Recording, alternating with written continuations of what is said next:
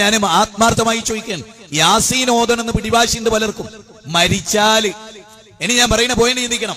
ബാപ്പ രോഗിയായി 3 മാസം കിടന്നു. ശരിക്കും മനസ്സിൽ കൊള്ളുന്ന വാക്കാണ് പറയണേ, ശ്രദ്ധിച്ചോളി. 3 മാസം ബാപ്പ ക്യാൻസർ രോഗം ബാധിച്ചു കിടന്നു. അന്നൊരു ഉസ്താദ് യാസീൻ ഓതി അർത്ഥം പറഞ്ഞു കൊടുത്തില്ല.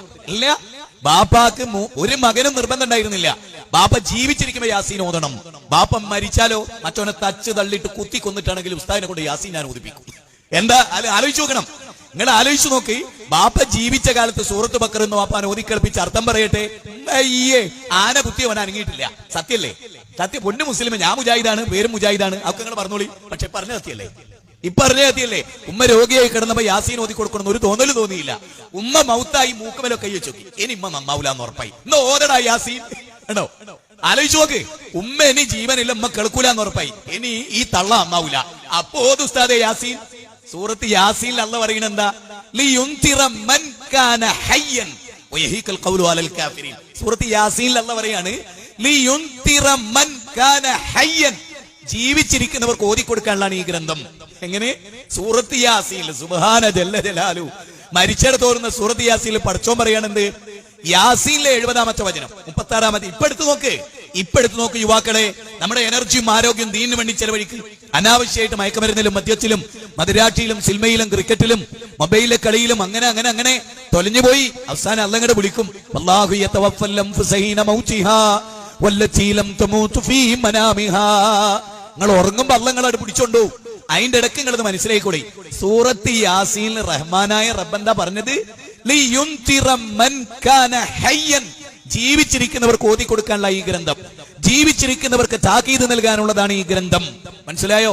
സത്യനിഷേധികൾക്ക് ശിക്ഷ സ്ഥിരപ്പെട്ടു എന്ന് പഠിപ്പിക്കാനുമാണ് ഈ ഗ്രന്ഥം.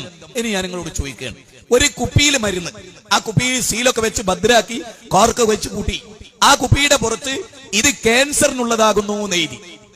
ഇനി ഞാൻ പറയുന്ന പോയിന്റ് ശരിക്കും ശ്രദ്ധിച്ചോ. ക്യാൻസറിനുള്ളതാകുന്നു, ഇത് ക്യാൻസർ രോഗം മാറാനുള്ളതാകുന്നു എന്ന് പറഞ്ഞ ഒരു കുപ്പിയുടെ മുകളിൽ ആ കുപ്പി എന്ത് ചെയ്തു? ബാപ്പാക്ക് ക്യാൻസർ രോഗം ബാധിച്ച ബാപ്പാന്റെ പിന്നെ കട്ടിലിന്റെ നേരെ മുകളിൽ തട്ടിൽ അവിടെ കൊണ്ടുപോയി വെച്ചു.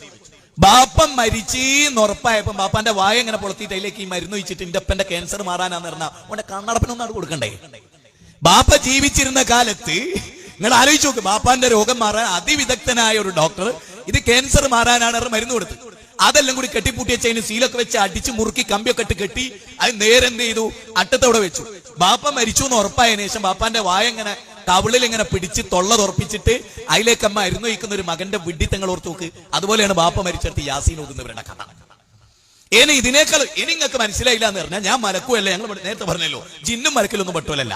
ഇനി നിങ്ങൾക്ക് ചിന്തിക്കാൻ പറ്റണില്ലെങ്കിൽ, ഇനി നിങ്ങൾക്ക് ചിന്തിക്കാൻ പറ്റും. അപ്പൊ ഇത് എവിടെ ഓതി കൊടുക്കണോ? ലളിതമായ ഒരു ഉദാഹരണവും കൂടെ പറയാം. വളരെ ലളിതമായ, നിങ്ങൾ കൂടുതൽ മനസ്സിലാക്കണം എന്നുള്ള ആഗ്രഹം കൊണ്ട് പറയുകയാണ് ഇതൊക്കെ. ഒരു ഉമ്മാന്റെ തലക്ക് അമ്മിക്കുട്ടിയോണ്ട് ഹമീദ് അടിച്ച് കല്ലാച്ചിയില്.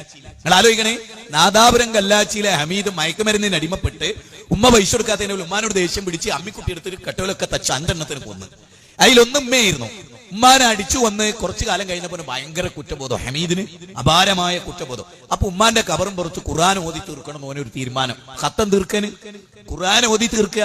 എന്നിട്ട് ഓനെ ഓതുകയാണ്. ഉമ്മാന്റെ കബറും പുറത്ത് വന്നിട്ട് വഖല്ലാ റബ്ബുക അല്ലാ തഅബുദു ഇല്ലാ ഇയ്യാഹു വബിൽ വാലിദൈനി ഇഹ്സാനാ ഇമ്മാ യബ്ലുവന്ന ഇൻദകൽ കിബ്റ അഹദുഹുമാ ഔ കിലാഹുമാ ഫലാ തഖുൽ ലഹുമാ ഉഫിൻ വലാ തൻഹറുഹുമാ വഖുൽ ലഹുമാ ഖൗലൻ കരീമാ. 17-ാം അധ്യായം സൂറത്ത് ഇസ്രായിലെ 23-ാമത്തെ വചനമാണ്. എന്താ ഇതിനർത്ഥം? വഖല്ലാ റബ്ബുക അല്ലാ തഅബുദു ഇല്ലാ ഇയ്യാ, പരിപാലകനായ റബ്ബിനെ അല്ലാതെ നിങ്ങളെ ഇബാദത്ത് എടുക്കരുത്. മാതാപിതാക്കളുടെ കാര്യത്തിൽ നിങ്ങളോട് വസിയത്ത് ചെയ്യുകയാണ്. നിന്റെ ഉമ്മയോ നിന്റെ ഉപ്പയോ നിന്റെ സന്നിധാനത്തിൽ വെച്ച് വാർദ്ധക്യം പ്രാപിച്ചാൽ, നിന്റെ ഉപ്പ വാർദ്ധക്യത്തിലെത്തുക, നിന്റെ ഉമ്മ വാർദ്ധക്യത്തിലെത്തുക, അങ്ങനെ ഉമ്മ വാർദ്ധക്യത്തിലെത്തിയാൽ ഉപ്പ വാർദ്ധക്യത്തിലെത്തിയാൽ ചേ എന്ന് പോലും ഉപ്പയോട് പറയരുത്, ചേന്ന് ഉപ്പാനോടും ഉമ്മാനോടും പറയരുത്. ചേ എന്തപ്പങ്ങൾ അങ്ങനെ ചെയ്ത്, ചേ എന്തമ്മങ്ങൾ അങ്ങനെ ചെയ്ത് എന്ന് പറയരുത് എന്നാണ് ആര് ഓതിയത്? ഹമീദ് ഈ ഓതിക്കൊണ്ടിരിക്കുന്ന വാചകത്തിലുള്ളത്. ഹമീദ് ഉമ്മ ജീവിച്ചിരുന്ന കാലത്ത് ചെയ്തത് എന്താ? ഉമ്മാന്റെ തലക്ക് അമ്മിക്കുട്ടിയെടുത്തിട്ട് എന്നടിച്ച. അല്ല പറയണ ചേന്ന് പറയരുത്. മോനെ ഉമ്മാനോട് ചേന്ന് പറയരുത് എന്നാണ് ഖുർആനിൽ ഓനെ പഠിപ്പിച്ച്. ഓനെ പഠിച്ചില്ല, ഉസ്താദ് പഠിച്ചാൽ മതി, ഉസ്താദ് പഠിച്ചാൽ മതിയല്ലോ, ഞങ്ങൾ പഠിക്കില്ല, ഞങ്ങൾ ഉസ്താദ് ഉള്ള പൈസ നിങ്ങൾക്ക് തരൂ, അത് നിങ്ങൾക്ക് ഇഷ്ടപ്പെട്ടോളൂ എന്നാണ് നമ്മുടെ നിലപാട്. ക്ഷമിക്കണം സുഹൃത്തുക്കളെ, ഇനിയെങ്കിലും ഒന്ന് നേരം എടുക്കണ്ടേ. ഏത് അല്ല പറയാ മോനെ ഉമ്മാനോട് ചേന്ന് പറയരുത്, അമ്മിക്കുട്ടിയോണ്ട് ഇട്ടേന്ന് അടിച്ച് കൊന്നിട്ട് ആ ഉമ്മാനെ കബറിലാക്കിയതിനു ശേഷം പാരായണം ചെയ്യണെന്ത് വഖലാ റബ്ബുക അല്ലാ തഅബുദു. വല്ല കാര്യമുണ്ടോ? അതുകൊണ്ട് വല്ല കാര്യമുണ്ടോ? ഈ മരവട്ടത്തോ വെട്ടിച്ചിറയിലോ കടാമ്പുഴയിലോ ഈ കോലക്കളത്തോ ഒരു കച്ചവടം തുടങ്ങുകയാണ് ഒരാള്. കച്ചവടം തുടങ്ങുമ്പോൾ ഉസ്താദേ ഞാനൊരു കച്ചവടം തുടങ്ങാറ്, ആ കച്ചവടമൊക്കെ തുടങ്ങി എന്റെ ഓഹരിന്ന് ഒരു ഓഹരിക്ക് എന്നേക്കെന്നും പറഞ്ഞു ഉസ്താദ് മൗലവിയോ. അങ്ങനെയാണല്ലോ ഇവിടെ ഇന്നത്തെ ലോകം. പക്ഷെ ഇയാള് അളവിലും തൂക്കത്തിലും കൃത്രിമം കാണിച്ച് കച്ചവടം നടത്തും.